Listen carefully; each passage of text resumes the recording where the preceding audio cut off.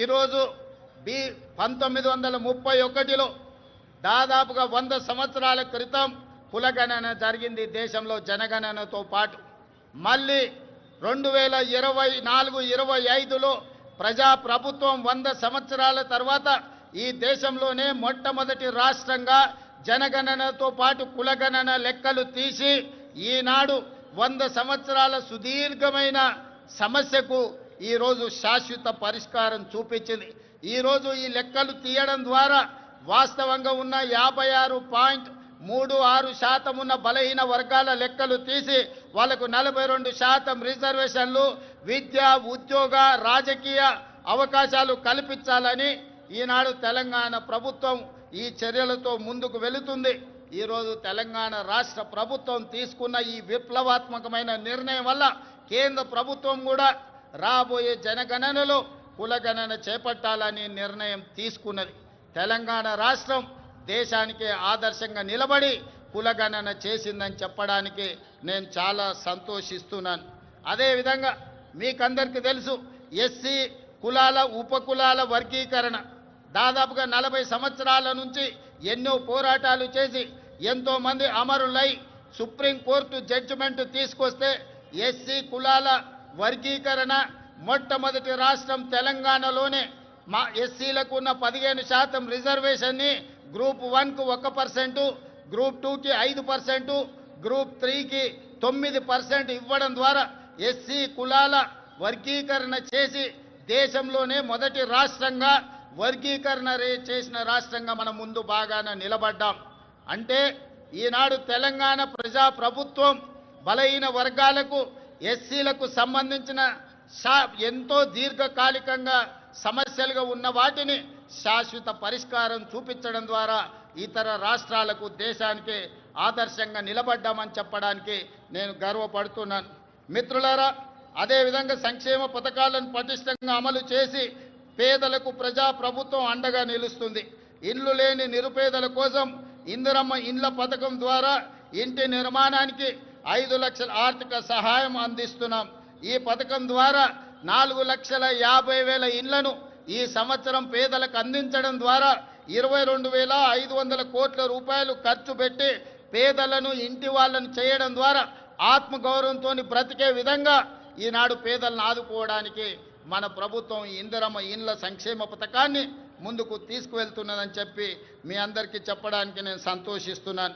అదేవిధంగా ఇప్పటి వరకు 5,364 ఇందిరమ్మ లబ్ధిదారులకు 53,64,00,000 రూపాయలు నేరుగా లబ్ధిదారుల ఖాతాలోనే వేయడం జరిగింది.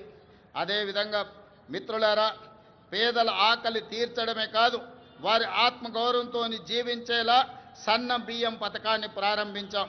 సంక్షేమ పథకాల చరిత్రలో సన్న బియ్యం ఒక ట్రెండ్ సెట్టర్. తెలంగాణలో 3 కోట్ల మంది సన్న బియ్యం పథకం ద్వారా లబ్ధి పొందుతున్నారు. ఖమ్మం జిల్లా సారపాకలో స్వయంగా నేనే సన్న బియ్యం లబ్ధిదారుల ఇంటికి వెళ్ళి ఆ గిరిజన కుటుంబంతో కలిసి సహపంక్తి భోజనం చేసినప్పుడు ఆ కుటుంబ సభ్యుల కళ్ళల్లో చూసిన ఆనందం జీవితకాలం నాకు గుర్తుండిపోతుంది. ఎందుకంటే ఒకనాడు రేషన్ షాపుల్లో ఇచ్చే దొడ్డు బియ్యం మిల్లర్ల మాఫియా లేకపోతే దళారుల మాఫియా చేతుల్లో ఆనాడు వాళ్ళ చేతుల్లో ఉండే. ఈనాడు సన్న బియ్యం ఇవ్వడం ద్వారా 3,10,00,000 మంది తెలంగాణ ప్రజలకు ప్రయోజనం చేరడమే కాకుండా ప్రతి ఒక్కరు ఆ సన్న బియ్యం తెచ్చుకొని ఈరోజు వండుకొని తింటున్నారు. నిజంగా ఇది ఒక గొప్ప విప్లవాత్మకమైన మార్పు. దీనికి ప్రజాప్రభుత్వం పునాది వేసిందని తెలియజేయడానికి నేను సంతోషపడుతున్నాను మిత్రులారా. అదేవిధంగా పెట్టుబడులు మిత్రులారా, తెలంగాణ రాష్ట్రం సంక్షేమమే కాదు అభివృద్ధిలో కూడా దేశానికి ఆదర్శంగా నిలబడాలని స్టేట్ ఓన్డ్ ట్యాక్స్లో దేశంలోనే మొదటి స్థానంలో ఉన్నాం. అదేవిధంగా స్వదేశీ విదేశీ పెట్టుబడులను ఆకర్షించడంలో తెలంగాణ రాష్ట్రం ఈ దేశంలోనే మొదటి స్థానంలో ఉంది. దాదాపుగా ఈ 18 నెలల్లో 3 లక్షల కోట్ల రూపాయల పెట్టుబడులను ఆకర్షించడమే కాదు అమెరికా, జపాన్, సింగపూర్, అదేవిధంగా దావోస్ లాంటి నగరాల్లో పర్యటించి ఈ దేశానికి ఈరోజు పెట్టుబడులను సాధించినాం. అదే కాకుండా ఈరోజు జపాన్కి సంబంధించిన మేయర్ గారు ఈ ప్రత్యేక రాష్ట్ర అవతరణ దినోత్సవంలో పాల్గొనడం ద్వారా మనకు స్ట్రాటజిక్ పార్ట్నర్గా ఒక మన తెలంగాణ ముఖ్యంగా హైదరాబాదు నగరాన్ని పారిశుద్ధ్య రహిత నగరంగా తీర్చిదిద్దడానికి జపాన్ మనకు సహకరిస్తుంది. అందుకే ఈరోజు రాష్ట్ర అవతరణ దినోత్సవంలో వారు కూడా పాల్గొనడం జరిగింది. వారికి కూడా మనస్ఫూర్తిగా అభినందనలు తెలియజేస్తున్నాను తెలంగాణ ప్రజల తరఫున. అందుకే ఈరోజు తెలంగాణ రాష్ట్ర ప్రభుత్వం భవిష్యత్తు ప్రణాళికలు రచించుకోవడానికి తెలంగాణకు ఒక విజన్ డాక్యుమెంట్ తీసుకురావాలని, ఆ విజన్ డాక్యుమెంటే తెలంగాణ రైజింగ్ 2047. ఈరోజు ఆ పాలసీ డాక్యుమెంట్ ద్వారా రాబోయే తరాలకు భవిష్యత్తు ప్రణాళికలు అందించడమే కాదు, తెలంగాణ రాష్ట్రాన్ని ప్రపంచంతోనే పోటీ పడే విధంగా అభివృద్ధి పదం వైపు నడిపించాలన్న ఒక పాలసీ డాక్యుమెంట్ను తెలంగాణ రాష్ట్రం తీసుకురావడానికి ప్రయత్నం చేస్తుంది అని చెప్పి తెలియజేయడానికి నేను ఎంతో సంతోషిస్తున్నాను. ప్రపంచ నగరాలతో ధీటుగా హైదరాబాదు నగరాన్ని తీర్చిదిద్దేందుకు ప్రణాళికలు రూపొందిస్తున్నాం. మూసీ నదికి పూర్వ వైభవం తెచ్చేందుకు మూసీ పునరుజ్జీవన ప్రాజెక్టును మనం చేపడుతున్నాం. బాపు ఘాట్ను అంతర్జాతీయ స్థాయిలో గాంధీ సరోవర్గా తీర్చిదిద్దాలని మనం అనుకుంటున్నాం. అంతర్జాతీయ ప్రమాణాలతో భారత్ ఫ్యూచర్ సిటీ, ఈ దేశంలో ఏ నగరమైనా ఎప్పుడో పూర్వతరాలు ప్రారంభించిన నగరాలను కొంచెం కొంచెంగా విస్తరించుకుంటూ వస్తున్నాం. కానీ భారతదేశంలో పూర్తి స్థాయి ప్రణాళికబద్ధమైన మహానగరం లేకపోవడం ఒక లోటుగా భావించి ఈరోజు న్యూయార్క్, టోక్యో లాంటి నగరాలతో పోటీ పడే విధంగా భారత్ ఫ్యూచర్ సిటీని మనం ఈరోజు ఎయిర్పోర్టుకు దగ్గరలో ప్రారంభించుకుంటున్నాం. 30,000 ఎకరాలలో ప్రపంచ స్థాయి ప్రమాణాలతో ఈరోజు నూతన నగరాన్ని నిర్మించుకోవడానికి మనం ప్రణాళికలు రచించుకున్నాం, ముందుకు వెళ్తున్నామని తెలియజేయడానికి ఈరోజు సంతోషపడుతున్నాను. ఆ భారత్ ఫ్యూచర్ సిటీలో ఏఐసిటీ, స్పోర్ట్స్ సిటీ, ఫార్మా సిటీతో పాటు లైఫ్ సైన్సెస్, హెల్త్ సిటీలను ఏర్పాటు చేస్తాం. ఇందుకోసం ఫ్యూచర్ సిటీ డెవలప్మెంట్ అథారిటీని ఏర్పాటు చేసినాం. ప్రణాళికలు రచించడానికి పాలసీ డాక్యుమెంట్ను మనం ఇప్పటికే రూపొందించుకున్నాం. తొందరలోనే హైదరాబాద్లో నిర్మించబోయే భారత్ ఫ్యూచర్ సిటీ ప్రపంచ పెట్టుబడులకు ఒక కేంద్రంగా మారబోతుందని తెలియజేయడానికి నేను సంతోషపడుతున్నాను. రాష్ట్ర మౌలిక సదుపాయాలలో భాగంగా విమానాశ్రయాల సంఖ్యను పెంచుకునేందుకు చర్యలు తీసుకుంటున్నాం.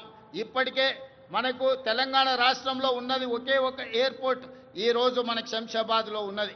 అందుకే రాష్ట్ర ప్రభుత్వం కేంద్ర ప్రభుత్వంతో చర్చించి సంప్రదించి వరంగల్లో నూతన ఎయిర్పోర్ట్కు, అదేవిధంగా ఆదిలాబాద్లో ఇంకొక ఎయిర్పోర్ట్కు అనుమతులు తెచ్చుకున్నాం.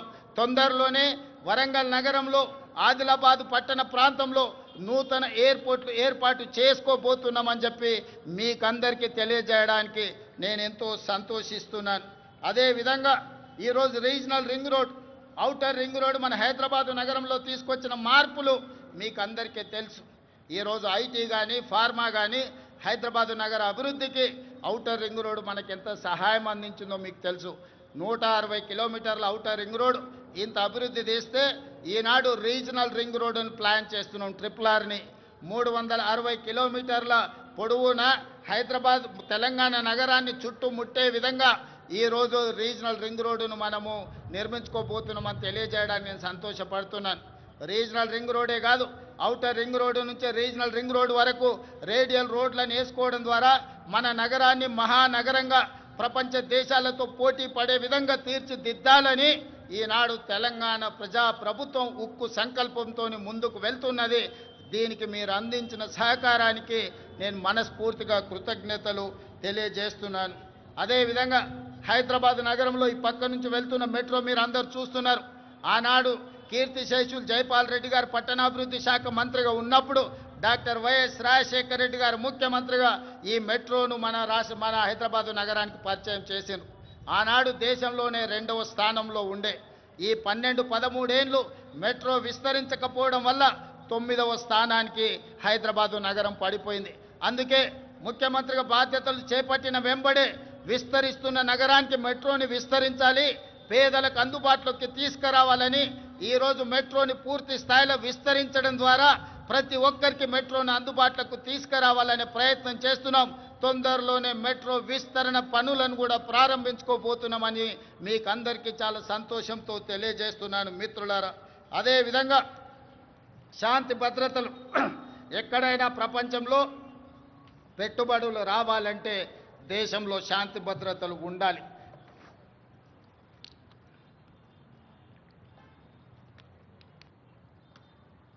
శాంతి భద్రతలు లేని దేశానికి పెట్టుబడులు రావు.